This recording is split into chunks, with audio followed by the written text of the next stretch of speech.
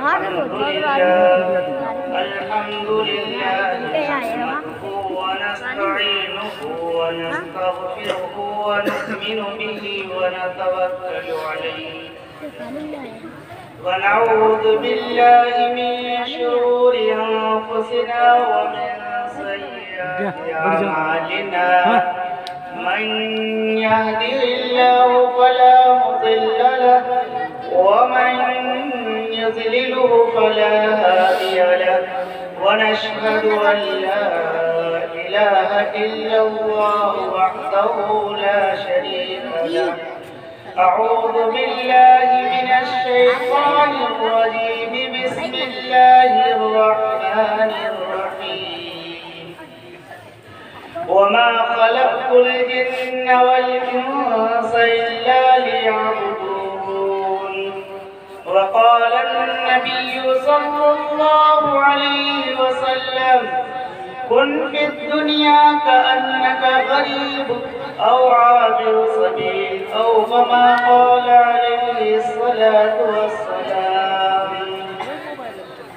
سبق پھر پڑھ صداقت کا عدالت کا شجاعت سبق پھر پڑھ صداقت کا عدالت کا شجاعت کا لیا جائے گا تجھ سے کام دنیا کی امامت کا نقش قدم نبی کے ہیں جنت کے راستے نقش قدم نبی کے ہیں جنت کے راستے اللہ سے ملاتے ہیں سنت کے راستے میرے محترم بزرگوں اور دوستوں باشندگان حاجی پور اور اسٹیج پر بیٹھے ہوئے تمام علماء اکرام بالخصوص حضرت مولانا جلیل دلکش صاحب قاسمی دامت برکاتہم بھی ہم سب کے سرپرست استاد النظمہ و استاد الشورا یہاں پر موجود ہیں ماشاءاللہ ہمارے لیے خوش نصیبی کی بات ہے کہ حضرت کے سرپرستی میں ہم بیٹھے ہوئے ہیں اور مولانا عبدالکلام صاحب بھی ماشاءاللہ بڑی محنت کی بڑی جفاکشی کی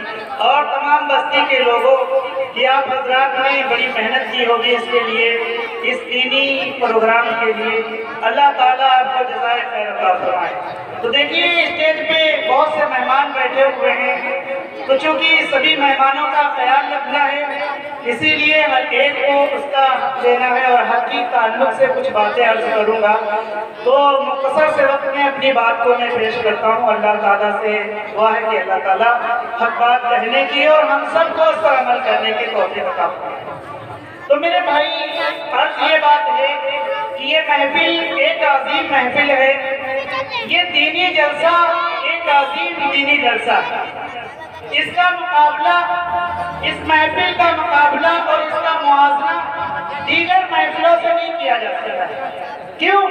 اس لیے کہ دیگر محفلیں وقتی ہیں اور وقتی مفاد کے لیے ہیں اور یہ محفل جو ہے دینی ہے آخرت کو سنوارنے کے لیے اور اللہ سے لا لگانے کے لیے اور میں نے آیت کریمہ پڑھی تھی کہ وَمَا خَلَقْتُ الْجِنَّ وَالْإِنسَ إِلَّا لِيَعْبُدُونِ کہ اللہ تعالیٰ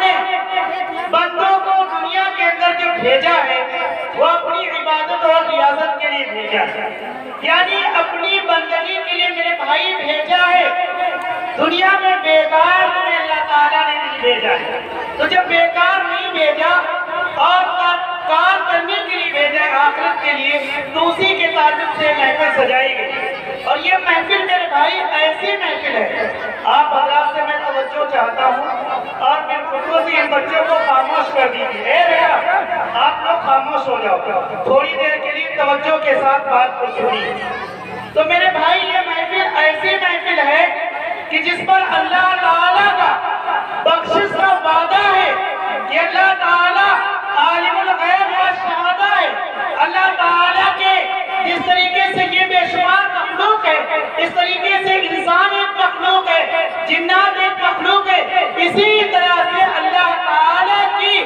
ایک فرشتے بھی اللہ کی مخلوق ہے اور اللہ تعالیٰ ایسے محفلوں کے لیے اپنے فرشتوں کو بھیج دیتا ہے ان محفلوں کے استقبال کے لیے ان محفلوں کے خوش آمدید کہنے کے لیے ویلکم کہنے کے لیے لیکن میرے بھائی اللہ تعالیٰ عالم الغیب و شہادہ ہے جب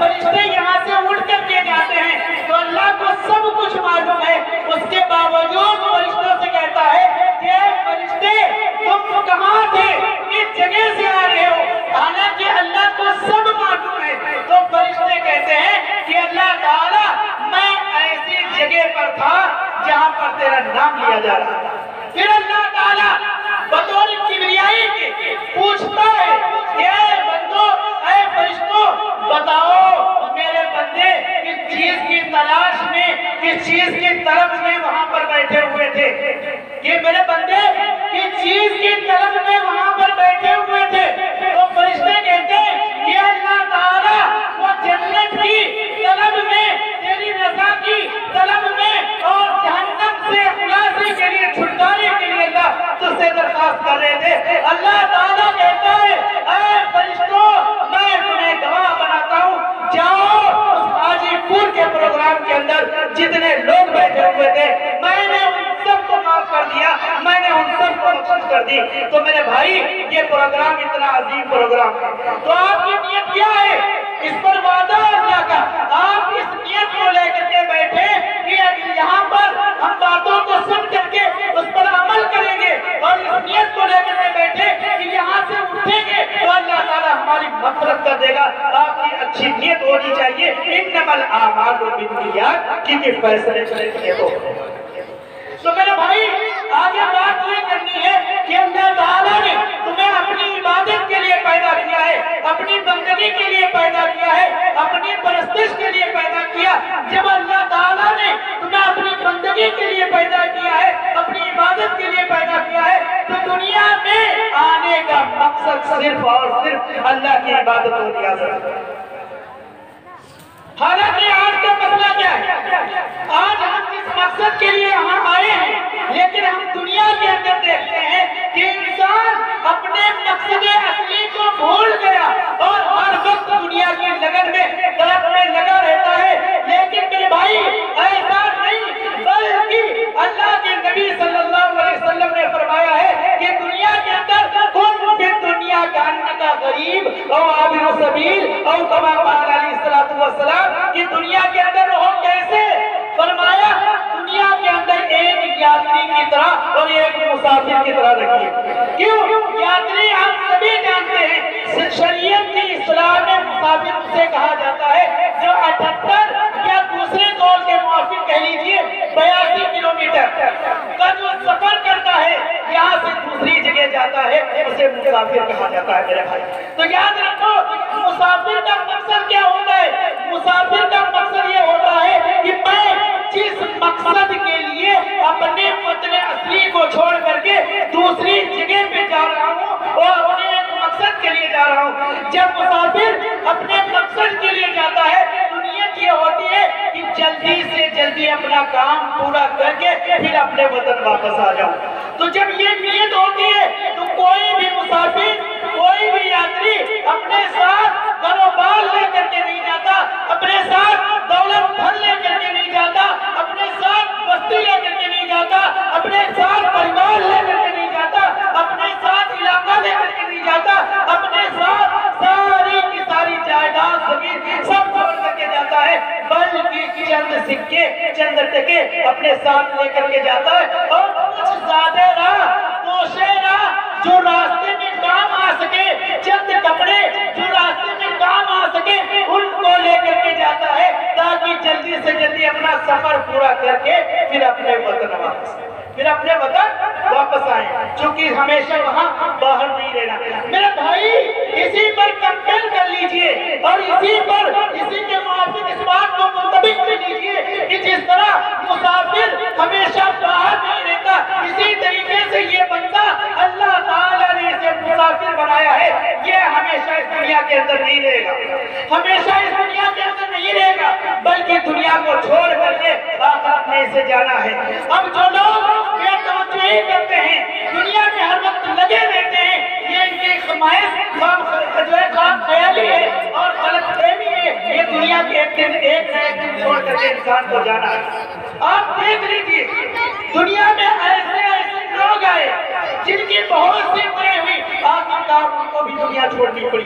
सिकंदर बादशाह को कौन नहीं जानता, सारी दुनिया के ऊपर सल्तनत और बादशाह करता था, सारी दुनिया के ऊपर और सारी दुनिया उसके हुक्मरानी के तई थी, उसकी हुकूमत के तई थी, लेकिन वो भी दुनिया उसको भी छोड़नी पड़ी। और जब वो दुनिया से जाने लगा तो उसने अपने लोगों से, अपने वजीरों से, अपने मुशीरों से उसने कहा, अपने اپنے درباریوں سے اس نے کہا کہ جب میں دنیا سے چلا جانے لگوں، میں دنیا سے جب رخصت ہوں تو مجھے کفن پہنانا اور میرے دونوں ہاتھ جنازے سے کفن سے باہر کر دینا۔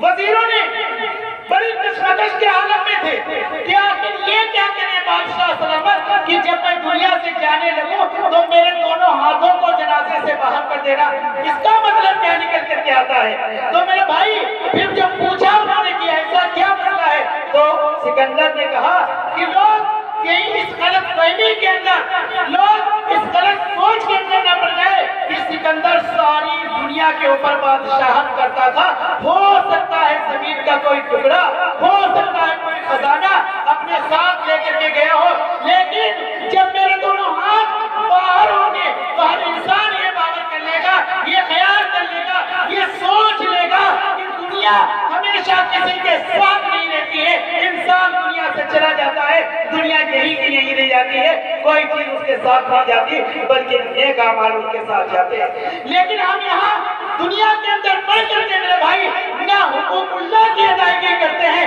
نہ حقوق العباد کی ادائیگی کرتے ہیں، اور بیانات کو سنتے ہیں اور کہتے ہیں علماء سے ملتے ہیں، باتیں کرتے ہیں، علماء بارہا سمجھاتے ہیں، ہمیں تو یہ باتیں کہ یقینی لگتی نہیں، ہمیشہ ہمیں دنیا میں رہنا ہے، حالانکہ یہ غلط ہے میرے بھائی۔ دنیا کے اندر سے ہر ایک کو جانا پڑا تو میرے بھائی اسلام معاشرہ کے تعلق سے دو باتوں کا خیال رکھیے۔ ایک بات یہ کہ ہمیشہ دنیا میں نہیں رہنا، جب ہمیشہ دنیا میں نہیں رہنا تو ہمیں اللہ کے حق کو اپنانا۔ کس کے حق کو؟ اللہ نے اپنے حق کے لیے دنیا کے اندر بھیجا، یعنی عبادت، ریاضت، بندگی، تسبیح، تحلیل، کار خیر، نیک کام کرنے کے لیے، اور دوسرا حقوق العباد کا بھی خیال کرنا۔ اور یہ دونوں باتیں ہم سے چھوٹی ہیں۔ نہ ہمارے درمیان حقوق اللہ ہے، نہ ہمارے درمیان حقوق العباد ہے۔ حقوق اللہ تو یہ ہے کہ نمازوں کا خیال ہم نہیں کرتے، روزوں کا خیال ہم نہیں کرتے، رمضان کا مہینہ چل رہا ہے، غیروں سے بھی بدتر ہم اپنی زندگی گزارتے ہیں، روزوں کو سرے عام ہم کے اوپر جو ہے نیلام، روزوں کے اوپر ہم روزوں کو اور شریعت کو بدنام کر کے کھاتے پھرتے ہیں۔ یہ تو ہے رمضان کا زندگی اعتبار، نمازوں کو ہم چھوڑتے ہیں اور اس طریقے سے نمازوں کو چھوڑتے ہیں کہ ذرہ برابر ہمیں فکر نہیں رہتی، ہفتے ہو جاتے، مہینے ہو جاتے اور سال کے سال ہو جاتے، بعد لوگ تو وہ ہے مسجدوں کا رخ نہیں کرتے۔ کیا یہی حقوق اللہ ہے؟ کیا یہی چیز ہے؟ اللہ نے دولت دی، حج کا بھی خیال نہیں کرتے، اس طریقے سے یہ سارے حقوق اللہ کو ہم ترک کرتے۔ دوسری بات ہم حقوق العباد کو بھی ترک کرتے۔ یاد رکھیے حقوق اللہ بھی ایک عظیم ترین امر ہے، ایک عظیم ترین فرض ہے، اور حقوق العباد بھی ایک عظیم ترین فرض ہے۔ کسی بندے نے اگر حقوق اللہ کو چھوڑا میرے بھائی یہ سوچے انسان کہ ہم کامیاب ہو جائیں گے، ہم جنت کے اندر داخل ہو جائیں گے، ناممکن ہے، کیونکہ تو نے اللہ کے حق کو چھوڑا ہے، یہ اللہ کے اوپر موقوف ہے۔ اور اگر کوئی بندہ حقوق العباد کو بھی چھوڑتا ہے تو میرے بھائی اس کے تعلق سے بھی یہی بات ہے۔ ہم دیکھتے ہیں آج اس تغوطوں میں لگے رہتے، ایک دوسرے کے حق کا خیال بالکل نہیں کرتے، ایک دوسرے کا خیال بالکل نہیں کرتے ہیں، اور اس طریقے سے دنیا کے اندر امن چینی گھمنڈ کے اندر رہتے ہیں، ناز و نخرے کے اندر رہتے ہیں، عیش و مستی کے اندر رہتے ہیں، کہ کسی کے بھی حق کا خیال نہیں، یہاں تک کہ کسی کی عزت کا بھی خیال نہیں، کسی کے آبرو کا بھی خیال نہیں، ایک دوسرے کے آبرو کے در پہ عزت کے نیلام کرنے کے در پہ لگے رہتے ہیں۔ لیکن میرے بھائی یہ عزتیں یہ بہت بڑی چیز ہے، بندوں کے حقوق بھی بڑی چیز ہے۔ اگر کوئی بندہ حدیث کے اندر آتا ہے کہ میدان معیشت قائم ہوگا، اور اگر بندہ کسی نے کسی کے حق کو مارا ہے تو اللہ کے دربار میں اس کا بھی مواخذہ ہوگا، اس کے بارے میں بھی پوچھ ہوگی۔ یہاں تو ہم دیکھتے ہیں کہ لوگوں کی میڑے پوچھ دیتے ہیں، لوگوں کے کھیتوں پر، لوگوں کی زمینوں پر، لوگوں کی جائیداد پر، لوگوں کی عزتوں پر، لوگوں کی روپیوں کو ہڑپ کر لیتے ہیں۔ لیکن میرے بھائی یہ دنیا تک کا مسئلہ ہے، یہ مسئلہ بھی آخرت کے اندر بخشش کا سامان، بخشش کا جو ہے بخشش کے لیے مشکل بن جائے گا یا کرتے، کیونکہ انسان اگر حقوق اللہ کے اندر کامیاب ہوتا ہے تو میرے بھائی حقوق العباد کے اندر بھی پھنس جائے گا۔ ہم ذرا برابر بھی توجہ نہیں دیتے، حالانکہ جو چیز دنیا کے اندر اگر کسی حق کو تم نے مارا ہے وہ حق اللہ تعالیٰ کے حق میں دینا پڑے گا۔ چنانچہ میں ایک حدیث سناتا ہوں، اس کے بعد اپنی بات کو ختم کروں گا چونکہ ٹائم بھی کم دیا گیا مجھے۔ تو بات یہ ہے کہ بعض بندے ایسے ہوں گے جو آخرت کے اندر جائیں گے، جنہوں نے بندوں کے حق کو مارا اور وہ بیچارے دنیا کے اندر کچھ نہیں کہہ پائے. جب یہاں سے جانے کے بعد میں اللہ کے دربار پیشی ہوگی تو وہ بندے اللہ سے کہیں گے کہ اللہ تعالیٰ تو نے وعدہ کیا تھا اس بات کا، اگر دنیا کے اندر کسی نے تجھے ستایا ہے، دنیا کے اندر اگر کسی نے تیرا حق مارا ہے، دنیا کے اندر اگر کسی نے تجھے بے عزت کیا ہے، دنیا کے اندر اگر تیری عزت کے ساتھ کھلواڑ کیا گیا ہے، دنیا کے اندر تیری جائیداد کو ہڑپ دیا گیا ہے، تو اللہ تیرا وعدہ تھا کہ آخرت کے اندر میدان معیشت کے اندر ضرور بھی ضرور تیرے حق کو دلاؤں گا. اللہ آج میں تیرے سامنے کھڑا ہوں، میرے حق کو دلا، میرے حق کو دلا. میرے بھائی میدان معیشت آپ جانتے ہیں، میدان معیشت نفسی کا عالم ہوگا. جس چیز کے لیے دنیا کے اندر مر رہے یہ ساری چیزیں، نہ یہ جائیداد تمہارے کام آئے گی، نہ تمہارا گھر بار تمہارے کام آئے گا. حتیٰ کہ جن لوگوں کے لیے ہم مر رہے ہیں وہ بھی کام نہیں آئیں گے. نفسی کا عالم ہوگا اور سورج سوا نیزے کے اوپر ہوگا. کیا عالم ہوگا ایسے وقت میں اللہ تعالیٰ کے دربار میں تمہاری حاضری ہوگی اور تم سے پوچھا جائے گا کہ میرے اللہ تعالیٰ تم سے سوال کرے گا. اور جتنے لوگ جن کے تم نے حق کو مارا ہے دنیا کے اندر، وہ لائن لگا کر کے تمہارے حق کے، اپنے حق کی وصولی کے لیے، اپنے حق کو لینے کے لیے تیرا دامن پکڑ کر کے میدان محشر میں اللہ کے سامنے کھڑے ہوں گے. یاد رکھیے اس بات کو. اور پھر اللہ سے کہیں گے اے اللہ میرا حق ملا، تیرا وعدہ تھا. اللہ تعالیٰ بندوں سے کہے گا کہ اللہ تعالیٰ فرشتوں سے کہے گا ذرا ان کے نام اعمال کو کھولیے، ان کے رجسٹر کو کھولیے. ایک ایک چیز ہماری رجسٹر کے اندر انٹری کی جاتی ہے تو سنتے ہیں. فرشتے رجسٹر کھولیں گے، اللہ تعالیٰ پوچھے گا کیا مسئلہ ہے، کہیں گے کہ جو اس کے پاس بہت نیکیاں ہیں. چنانچہ وہ بندہ دیکھے گا اس کے پاس بہت نیکیاں ہوں گی، پہاڑ کے پہاڑ نیکیوں پہ ہوں گے. کہیں نماز اس نے بے شمار پڑھی ہوگی، روزے اس نے بے شمار رکھے ہوں گے، حج اس نے بے شمار کیے ہوں گے، حتیٰ کہ اس نے بہت سے کارے خیر بھی ہوں گے. دنیا سے جب جائے گا وہ بندہ تو دیکھے گا اتنے میرے نیک اعمال، لیکن مسئلہ یہ ہوگا اس نے کسی کا حق مارا ہوگا، اس نے کسی کے پیسوں کی بےایمانی کی ہوگی، اس نے کسی کا کھیت لیا ہوگا، اس نے حتیٰ کہ کسی نہ کسی کا حق اور عزت کچھ نہ کچھ مارا ضرور ہوگا. چنانچہ اللہ تعالیٰ کہے گا وہ قرضدار کھڑے ہوں گے وہاں پر کہ اللہ میرا حق ملا. چنانچہ اللہ تعالیٰ فرشتوں سے کہے گا اے فرشتوں اس کا حق دو. چنانچہ جو اس کے پاس نیکیاں ہوں گی ان لوگوں کو دے دی جائیں گی، حق پورا کیا جائے گا. جو قرض کھا کھڑے تھے چنانچہ ایک بندے کو نپٹانا جائے گا، اس کے بعد دوسرے بندے کو نپٹانا جائے گا، اس کے بعد تیسرے بندے کو نپٹانا جائے گا. پھر دیکھا جائے گا اب نیکیاں کتنی بچی تو دیکھا جائے گا اس کے نامے اعمال میں نیکیاں بہت کچھ کم بچی. اللہ تعالیٰ کہے گا کہ یہ بھی نیکیاں اس کو دی جائیں گی. جتنے قرض یہاں پر کھڑے ہوئے ہیں جن کے حق کو مارا ہے ان کو بھی یہ نیکیاں دی جائیں. چنانچہ وہ نیکیاں کچھ لوگوں کو اور دے دی جائیں گی. اس کے بعد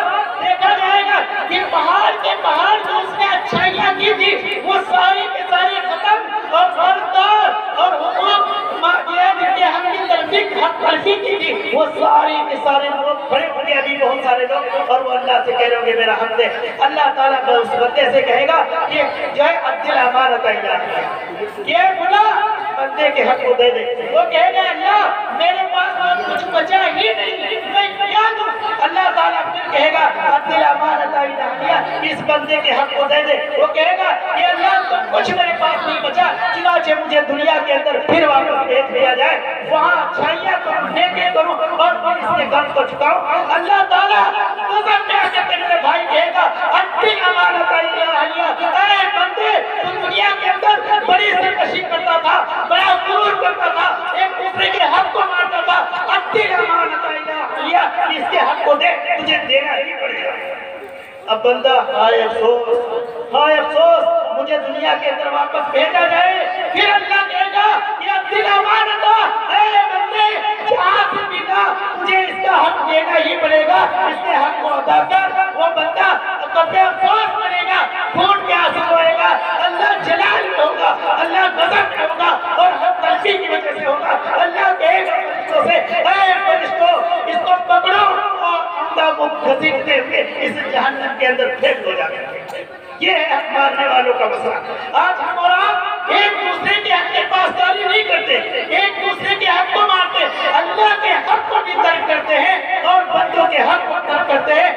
کہتے ہیں کہ ہمیں جنت مل جائے اور جنت کے تم ٹھیکیدار ہو. یاد رکھو ہمارے اعمال اس لائق بالکل نہیں ہے کہ ہم دعویٰ ٹھوکے کہ ہمیں جنت دی جائے. یہ اللہ کا کرم ہے، فضل ہے کہ وہ ہمیں کھانا دیتا ہے، پینا دیتا ہے، تمام شیزیں دیتا ہے، لیکن ہم اور آپ اللہ کی قدرت کو للکارتے ہیں. میرے بھائی ایک چیز اور ذہن میں آ رہی ہے، میں تھوڑا سا ٹائم اور بڑھاؤں گا بیٹھ کے معذرت کرتے ہوئے. ایک چیز اور آ رہی، انسان اتنے زیادہ جو ہے کیا کہہ رہے ہیں سرکشی کے اندر مبتلا ہے جس کی کوئی دھیان نہیں. بندوں کے تعلق کو چھوڑ دیجئے، یہ تو بندے اللہ کی قدرت کو بھی للکار رہا ہے، اللہ کی کبریائی کو بھی للکار رہا ہے. گھمنڈ اس درجے کا آیا تھوڑی سے پیسے آئے میں تم کو دیکھ لوں گا، دولت آ گئی کہ ہم یہ کھاتے اور پیتے ہیں. یاد رکھیے اللہ کو تمہارا یہ تکبر، تمہاری یہ بڑائی پسند نہیں، اس لیے کہ من تکبر وضع اللہ، جو اللہ کے سامنے اپنے آپ کو بڑا، اپنے دل کے اندر گھمنڈ اور تکبر پیدا کرتا ہے، وضع اللہ، اللہ ایک نہ ایک دن اسے ضرور 10 گز زمین کے اندر گرا دے. یہ تکبر اللہ والوں کو پسند نہیں ہے. جو ہم اور آپ اپنے سینوں میں بسائے ہوئے اللہ کی قدرت کو للکار کر کے اس کے احکام کو چھوڑ رہے ہیں. غور کرنے کی بات ہے میرے بھائی، صرف بیان لچھدار تقریر کی بات نہیں. مسئلہ یہ ہے کہ ہم بیانات کو سن کر کے اپنی اصلاح کریں میرے بھائی. تو عرض یہ کر رہا تھا کہ اللہ کی قدرت کو ہم للکار دیں. من تواضع للہ رفعہ اللہ، اللہ کو پسند کیا ہے اپنے اندر عاجزی لاؤ، تواضع لاؤ، کمتری لاؤ. کہ اللہ میں تیرا حقیر، چھوٹا، گٹھیا بندہ ہوں. اے اللہ سراپا گناہوں کے اندر ڈوبا ہوا، تو مجھے معاف کر دے، میرے اعمال کو قبول کر لے. اللہ مجھے توفیق دے. اللہ شیطان، سرکس، شیاطین کے راستے سے اللہ میری حفاظت کر لے، متکبرین کے راستے پر نہ چلا. آپ نے تکبر کرنے والوں کو دیکھا ہے، ارے بے شمار لوگوں کے واقعات کو سنتے چلائے. قارون بھی اسی دنیا کے اندر آیا، فرعون بھی اسی دنیا کے اندر آیا، نمرود بھی اسی دنیا کے اندر آیا. یاد رکھیے اللہ تعالیٰ کو سب چیز پسند ہے، شرک اور تکبر اتنا ناپسند ہے کہ اگر یہ متکبر آدمی کو 7 سمندر کے ذریعے سے اگر کھلا جائے تب اس کی گندگی، اس کا رسالت پن کبھی ختم نہیں ہوگا. چنانچہ دیکھیے حدیث کے اندر آتا ہے کہ وہ بندہ، حدیث کے اندر آتا ہے وہ بندہ کبھی بھی جہنم کے اندر داخل نہیں، وہ بندہ کبھی بھی جنت کے اندر داخل نہیں ہوگا جس کے دل میں رائی کے برابر بھی گھمنڈ ہوگا، تکبر ہوگا اور بڑائی ہوگی. وہ بندہ کبھی بھی جنت میں داخل نہیں ہوگا. کان کھول کر سن لیجیے، وہ بندہ کبھی بھی جنت میں داخل نہیں ہوگا جس کے دل میں رائی کے دانے کے برابر تکبر ہوگا، گھمنڈ ہوگا. اور وہ بندہ کبھی بھی جہنم کے اندر داخل نہیں ہوگا جس کے دل میں رائی کے برابر بھی ایمان ہوگا. تو میرے بھائی ہم اپنے ایمان کو مضبوط کریں اور تکبر سے جو ہے کیا کریں، ہم لوگ کنارہ کشی کریں. چنانچہ اسی حدیث پر صحابہ اکرام نے دریافت کیا کہ اللہ کے نبی، اگر کوئی شخص اللہ کے نبی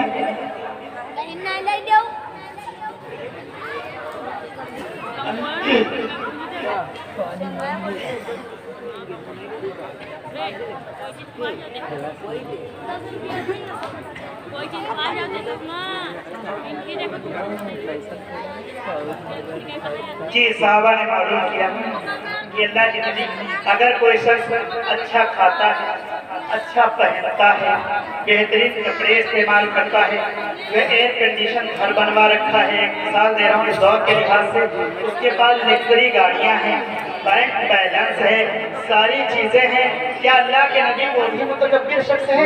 اللہ کے نبی نے فرمایا نہیں. جو اچھے کپڑے پہنتا ہے، اچھے جوتے استعمال کرتا ہے، اچھے مکان میں رہتا ہے اور کیا کہتے ہیں صاف ستھرا رہتا ہے، اللہ نظیف وَيُحِبُّ النَّظَافَةَ، اللہ جمیل وَيُحِبُّ الجمال، اللہ خوبصورت ہے، اللہ خوبصورتی کو پسند کرتا ہے. تکبر اسے کہتے ہیں کہ انسان کوئی چیز کھائے اور دوسرے کے مقابل میں کوئی چیز پہنے، کوئی چیز استعمال کرے، لیکن نیت اس کی کیا ہو کہ میں اس سے بڑھ کر کے کوئی انسان کو اپنے مقابل میں گھٹیا سمجھے، گنا ہوا سمجھے اور اپنے آپ کو کو بہت اعلیٰ اور عرفہ سمجھے تو میرے بھائی تکبر کو چھوڑنے کی ضرورت ہے۔ ایک واقعہ میں سناتا ہوں فرعون کا، آپ نے سنا ہوگا فرعون کے بارے میں۔ ایک فرعون بہت بڑا بادشاہ، اور کہاں کا تھا؟ آج بھی اس کی لاش کو جو ہے درس عبرت اس کی لاش بنی ہوئی ہے، اور میں واقعات کے اندر سنائی جاتی ہے۔ مصر کا بادشاہ ایسا بادشاہ تھا جو اپنی پوجا کرواتا تھا، یعنی اپنی عبادت کرواتا تھا، اور اس کا دعویٰ تھا انا ربکم الاعلی، یعنی اس کے دل کے اندر اتنا بڑا گھمنڈ تھا، اس کے دل کے اندر اتنا بڑا تکبر تھا، اس کے دل کے اندر اتنی بڑی بڑائی تھی، وہ انا ربکم الاعلی کا وہ دعویٰ کرتا تھا کہ میں تمہارا سب سے بڑا رب ہوں، یعنی دنیا میں علیاذ باللہ من ذالک میرے علاوہ کوئی معبود نہیں، اس لیے جس کو یہاں پہ مصر کے اندر رہنا ہے اس کو میرا سجدہ کرنا ہے۔ یہ اتنا بڑا متکبر تھا، اور تکبر میں حد سے آگے بڑھتا گیا، اور حد سے آگے بڑھتا گیا، یہاں تک کہ اس نے ایک محل تیار کروایا، ایک محل تیار کروایا، اور کہا میں موسیٰ علیہ السلام سے سنتا رہتا ہوں کہ دنیا کا بنانے والا، تمام چیزوں کا بنانے والا، ہر شے کا بنانے والا کوئی اور ہے، لہذا میرے علاوہ خدا کون ہو سکتا ہے؟ چنانچہ اس نے اپنے درباریوں کو، اپنے وزیروں کو، اپنے مشیروں کو حکم دیا کہ اے درباریوں، اے منتریوں، میرے لیے ایک محل تیار کرو، میرے لیے ایک محل تیار کرو۔ چنانچہ بادشاہی حکم ہے، اس کو کون ڈال سکتا ہے؟ وزیروں نے حکم دیا اور معمار تلاش کیے، چنانچہ کچی اینٹوں کو پکایا گیا۔ اس سے پہلے دنیا کے اندر کچی اینٹیں ہوتی تھی، پکی اینٹیں نہیں ہوا کرتی تھی، چنانچہ اینٹوں کو مزاوہ کیا گیا، پکایا گیا، اور پکانے کے بعد ایک محل اتنا وسیع و عریض، اتنا لمبا، مطلب آسمان سے باتیں کرتا ہوا محل بنایا گیا۔ اور اس کے بعد بنانے کے بعد نیت اس کی کیا تھی؟ نیت یہ تھی کہ اس کی چھت پر جا کر کے محل کی آسمان کا جائزہ لوں گا، اس کی چھت پر جا کر کے علیہ اللہ کی قدرت سے ٹکراؤں گا، اللہ سے قتل و قتال کروں گا، علیہ من ذالک۔ لیکن اللہ تعالیٰ کی قدرت دنیا کے اندر ہے، طاقت صرف اللہ کی ہے، انتہائی صرف اللہ کی ہے، بڑائی صرف اللہ کی ہے۔ اللہ کو یہ احنکار، اللہ کو یہ غرور بالکل پسند نہیں آیا۔ اس نے جبریل امین کو غضب میں جو ہے کیا کرے حکم دیا ہے، جبریل جاؤ اس کے تکبر کے نشے کو چند منٹ کے اندر ملیا بھیٹ کر دو، چکا چھوڑ کر دو۔ چنانچہ کیا ہوا؟ جبریل امین آئے اور انہوں نے اس محل کے اوپر ایک ضرب ماری، ایک ضرب ماری، اس محل کے چار ٹکڑے ہوں گے، اور ایسے کہیے کہ اس محل وہ محل جیسا ہوگا، اور اس کے اندر جتنے لوگ تھے سب کے سب دب کر کے مر گئے۔ یہ ہے گھمنڈ، یہ ہے تکبر۔ یاد رکھیے انسان ایک پانی کا بلبلہ ہے، اللہ تعالیٰ اگر چاہے مچھر سے کام لے لے، اللہ تعالیٰ اگر چاہے تو ہوا سے کام لے لے، اللہ تعالیٰ اگر چاہے تو پانی سے کام لے لے۔ اگر تھوڑا سا زلزلہ آ گیا چند منٹ کے اندر سارے مکان جو ہے ملیا پیٹ ہو جاتے ہیں، تھوڑی سی ہوا پڑ جائے ساری چھتیں اڑ کر چلی جائیں گی، اگر تھوڑی سی بارش تیز ہو جائے سارے کے سارے گرک ہو جائیں گے۔ یاد رکھیے اللہ کی قدرت کو للکارنا نہیں چاہیے، تکبر چھوڑنا چاہیے، تکبر عزازیل خار کر بزندان لعنت گرفتار کر۔ تکبر ایک ایسی چیز ہے جس نے بڑوں کو جو ہے زمین بوجھ کر دیا۔ اس نے ابلیس کو کون نہیں جانتا، فرشتوں کا معلم تھا۔ دنیا کے اندر کوئی ایسی جگہ نہیں تھی جہاں پر جو ہے شیطان نے اللہ کا سجدہ نہ کیا ہو، لیکن تھوڑی خلاف ورزی کی وجہ سے اور تکبر اور گھمنڈ کی وجہ سے کیسا ہوا کہ ہمیشہ کے لیے راندے درگاہ ہو گیا، یعنی اللہ کے دربار سے خارج ہو گیا۔ جا دنیا کے اندر کچھ جا کر کے، لیکن اب تیری مقبولیت میرے یہاں نہیں۔ تو میرے بندوں، میرے بھائیوں، میں تم سے صرف اتنا چاہتا ہوں کہ اللہ کے حق کو اور بندوں کے حق کو دونوں کو ملحوظ رکھو، اور جو تمہارے اندر یہ بڑائی، یہ گھمنڈ، یہ تکبر آ رہا ہے اس کو چھوڑ دیجئے، اور علماء حضرات سے اپنا رابطہ کریے، اچھے راستے پر چلیے، اپنی مسجدوں کو آباد کریے۔ اور ایک بات آپ سے اور بات کرتا ہوں کہ ہمیں راستہ کون سا پکڑنا ہے، ہمیں راستہ کون سا پکڑنا ہے کہ ہر دور میں اللہ تعالیٰ نے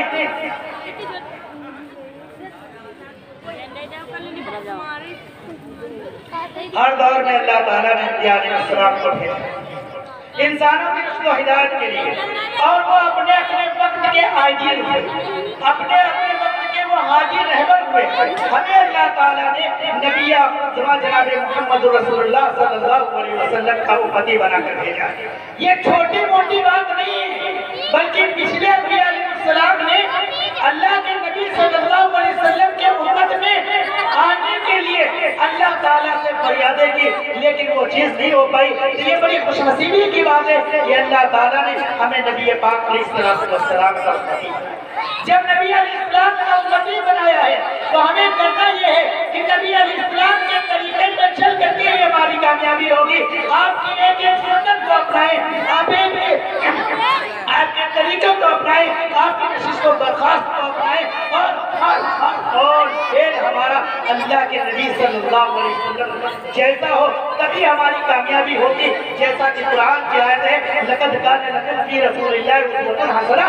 دنیا کا کوئی بھی طریقہ، دنیا کا کوئی بھی شخص تمہارے لیے آئیڈیل نہیں ہو سکتا۔ تمہارے لیے اگر آئیڈیل ہے، نمونہ ہے، تمہاری رہبری کے لیے اگر کوئی ہادی، تمہاری کامیابی دلانے کے لیے اگر کوئی راستہ، کوئی رہبر ہے تو جناب رسول اللہ صلی اللہ علیہ وسلم ہے۔ تو ہم اور آپ یہاں سے عہد کر کے اٹھے کہ ہم یہاں سے اٹھے کہ ہم انشاءاللہ نبی کی سنت پر چلیں گے، نبی کے طریقے پر چلیں گے، اللہ کے حق کو ہم اپنے ملحوظ رکھیں گے اور حقوق العباد کی بھی پاسداری کریں گے۔ دونوں جہان کی کامیابی درد میں سرکار ہے، ان کا دامن تھام لو جن کا محمد نام ہے۔ واہ دامن الحمدللہ۔